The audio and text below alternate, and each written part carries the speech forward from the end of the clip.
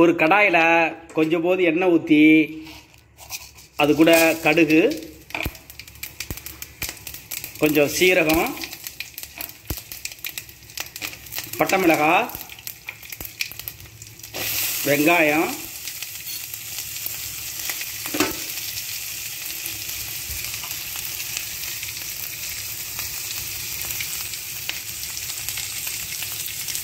அது கூட கருவேப்பிலை, இதை நல்லா வதக்கிக்கிங்க.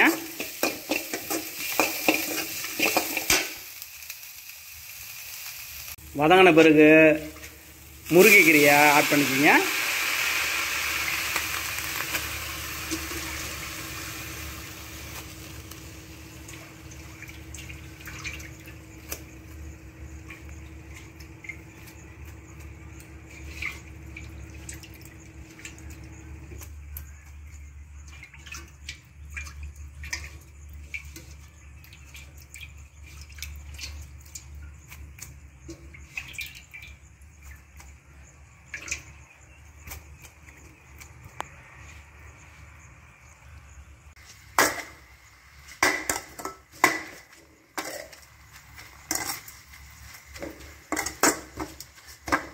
இதை கொஞ்ச நேரம் இதை குக் பண்ணுங்க. இப்போ கீரை நிறையா இருக்கும், அது நல்லா குக் ஆன பிறகு கொஞ்சம் போது ஆகிடும்.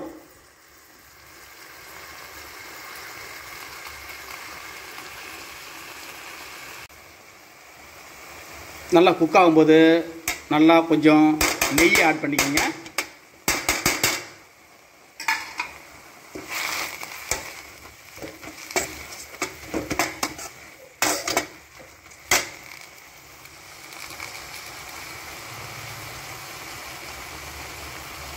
நம்ம தண்ணி எதுவும் ஆட் பண்ண வேணாம்.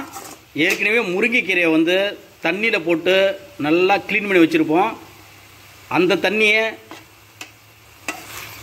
இது கூட நல்லா குக் ஆகிடும்.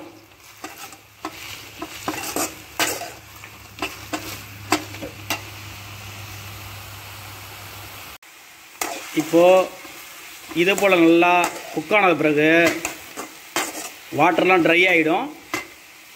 இந்த ஸ்டேஜில் 2 முட்டையை எடுத்து உடச்சி ஊற்றிக்கிங்க. அது கூட கொஞ்சம் போது மஞ்சத்தூள் சேர்த்துக்குங்க.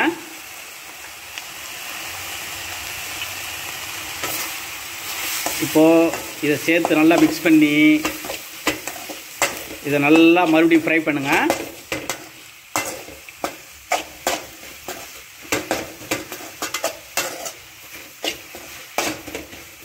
நல்லா இதை ஃப்ரை பண்ணுங்க.